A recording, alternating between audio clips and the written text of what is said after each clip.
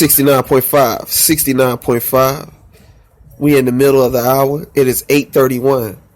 And we having a quick discussion today, and we talking about like black leaders and the timeline of shit that went down back in these days, and why the hood in the predicament they in now, so we can get a little understanding. So what you think that happened? Did you think, like I always think like this, my homie, and welcome my homie Bruce on here. You know what I'm saying? Big homie on there. Say what's up to the people. How's everybody doing? It's Bruce. Yes, sir. Yes, sir. So, how you feel if Marcus Garvey would have never got deported out of America? Do you think the black community would have been in a different shape right now? Of course.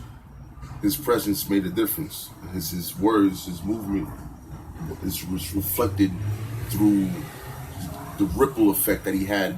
Just the time that he was able to spend and be here made a difference. So just imagine if he was here longer.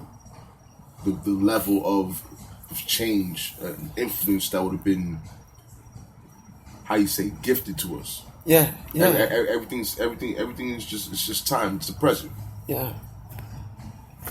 And I always feel like if Marcus Garvey would have never did 5 years in prison, he wouldn't have got real sick because they fed him a lot of garbage in prison.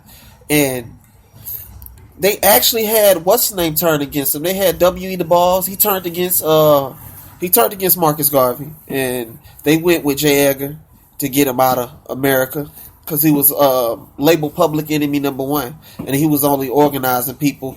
And he started the first Negro newspaper. Did you know that?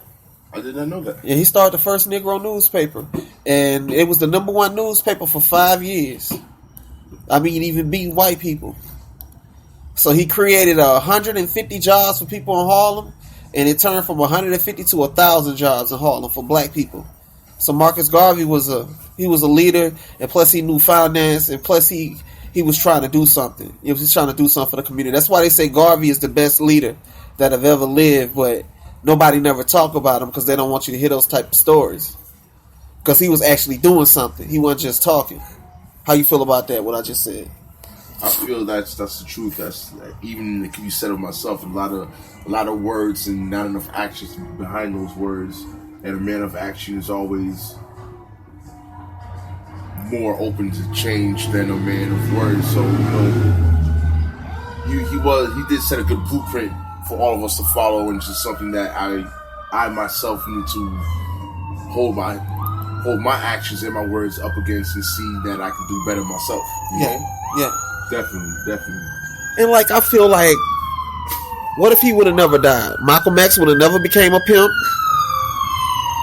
A lot of stuff started happening in the black community. You start creating more criminals. Because black people weren't the first to start the criminal activity. It was actually white boys. It was Irish people and Italians that actually started the gang trade. That started robbing and killing people. Butterfly effect, man. John Dillinger and all them people, they was the first gangsters. Black people weren't doing that shit. Black people was out here trying to live and trying to survive and live right. We got bought into the trade because that's the only thing we had, the only hope we had. And it's still that way to this day. How you feel about that? Man, there's a lot of interesting facts. I need to educate myself. A lot of things I just don't know, you know? Yeah. That's for sure, man. But it's just like, it's always easier to do the wrong thing, you know? Yeah.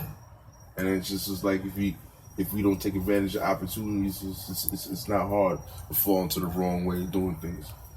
It's something that we all gotta deal with, though, you know? Yeah.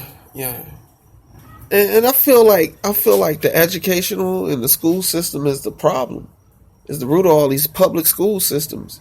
And that's why Donald Trump is trying to create the private schools. But ain't no black kid from the regular neighborhood to be able to afford to go to that. Plus the parents ain't going to be able to afford to go to that because they too stuck in survival mode.